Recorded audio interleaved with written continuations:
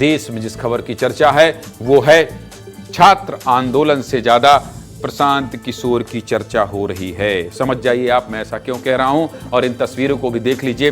Full screen में आपको इसीलिए स्क्रीन में दिखाता हूं वॉल में कि एक तरफ प्रशांत किशोर हिरासत में, दूसरी तरफ झूमा झटकी, तीसरी तरफ छात्र बैठे हुए हैं, और इन सब के बीच चर्चा छात्र आंदोलन से ज्यादा प्रशांत किशोर की हो रही है, जो नहीं होना चाहिए, जो नहीं होना चाहिए। प्रशांत किशोर को लेकर देश भर में राजनीति तेज हो गई है। प्रशांत किशोर अनशन पर बैठे थे, आज गिरफ्तारी भी हुई, लेकिन अभी खबर आई है कि जमानत भी मिल गई है। आज इसी खबर पर विस्तार से बात करेंगे। चलिए आपको तस्वीरों के साथ सब कुछ बता देते हैं क्या क्या हुआ। 2 जनवरी से प्रशांत किशोर धरना पर बैठे थे। 70वीं बीपीएससी की प्रारंभिक परीक्षा रद्द करने को लेकर प्रशांत किशोर पटना के गांधी मैदान में अनशन पर थे।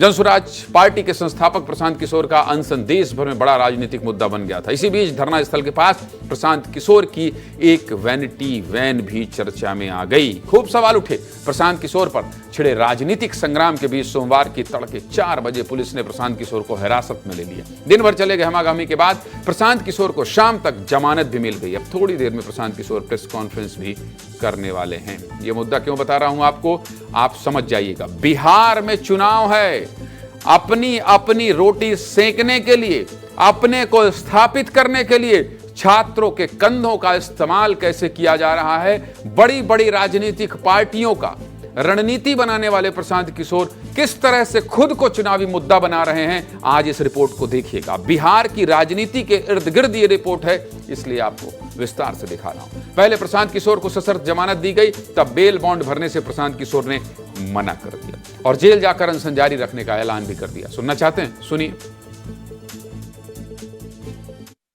मुझे बेल दी है, लेकिन उस बेल में एक बात लिखी हुई है कि आप फिर से ऐसा कोई गलत काम नहीं करेंगे। शब्द मेरे दूसरे हैं, लेकिन उसका मोटिव यही है। इसलिए मैंने उस बेल को रिजेक्ट कर दिया है। मैंने जेल जाना स्वीकार किया है।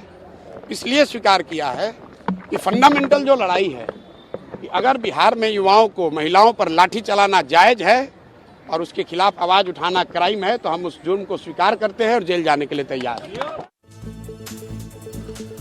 हालांकि शाम तक प्रशांत किशोर को बिना शर्त जमानत मिल गई। इसी बीच प्रशांत किशोर की गिरफ्तारी का वीडियो सोशल मीडिया पर तेजी से वायरल हो रहा है। इस वीडियो में पुलिस थप्पड़ मारती नजर आ रही है। अब इसी वीडियो के आधार पर प्रशांत किशोर के समर्थक ये दावा कर रहे हैं कि पुलिस ने प्रशांत किशोर को थप्पड़ मारा था। प्रशांत किशोर की गिरफ्तारी पर हुए बवाल पर पहले आप ये रिपोर्ट देख लीजिए, फिर आगे विस्तार से बात करेंगे। देखिए रिपोर्ट।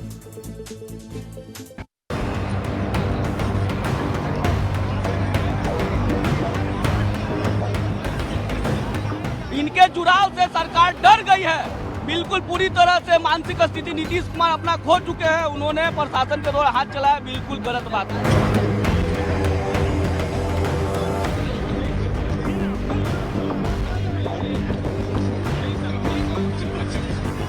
मैं बचाने के लिए गया तो उठा करके हमको इसमें चोट लगी है, इसमें चोट लगी है।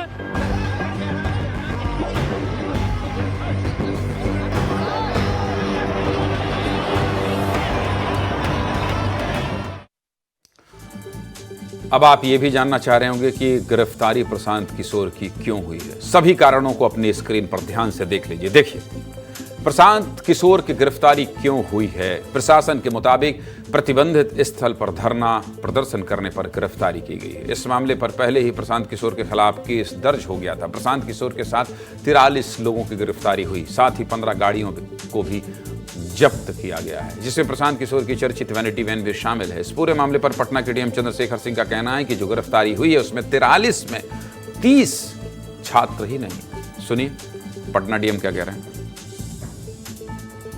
निर्धारित स्थल चिन्हित है, वहां पर गर्दनी बाग में जाकर के धरना प्रदर्शन किया जाए, ये नोटिस भी दे दिया गया था और उसके बाद नहीं मानने पर प्राथमिकी भी गांधी मैदान थाना में दर्ज की गई थी। गिरफ्तारी की गई है और उनके साथ लगभग 43 लोगों को हम लोगों ने डिटेन किया है और 15 गाड़ियां सीज हुई हैं। प्रशांत किशोर 2 जनवरी से छात्रों के समर्थन में अनशन पर बैठे थे और बार बार कह रहे थे कि हम तो छात्रों के लिए बैठे हैं, युवाओं के लिए बैठे हैं। सुनिए एक बार। इस मंच पर कोई दल का नेता नहीं है, जो बैठा है वो युवाओं के लिए बैठा है। तो चाहे वो कांग्रेस के नेता राहुल गांधी हों, तेजस्वी यादव हो या दूसरे कोई भी दल का नेता हो, मेरे भाई हमारी आपकी रात।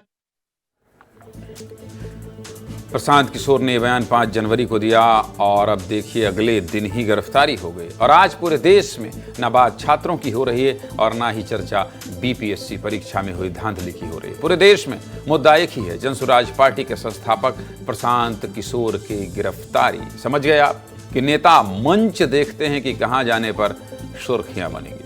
एक तरफ से आप कह सकते हैं कि प्रशांत किशोर ने छात्रों के प्रदर्शन को हाईजैक कर लिया। प्रशांत किशोर अनशन पर तो बैठे, लेकिन साथ में वैनिटी वैन भी लेकर आए। अब अनशन पर बैठे हैं, वैनिटी वैन लेकर पहुंचेंगे तो सवाल तो उठेंगे। नेता सवाल उठाने लगे और जब इसी वैनिटी वैन को लेकर एबीपी न्यूज की महिला पत्रकार निधि श्री झा ने प्रशांत किशोर से सवाल किए तो बड़े बड़े नेताओं के लिए रणनीति बनाने वाले प्रशांत किशोर सवालों से तिलमिला गए और महिला पत्रकार को ही तू तड़ा करने लगे। सुन लीजिए।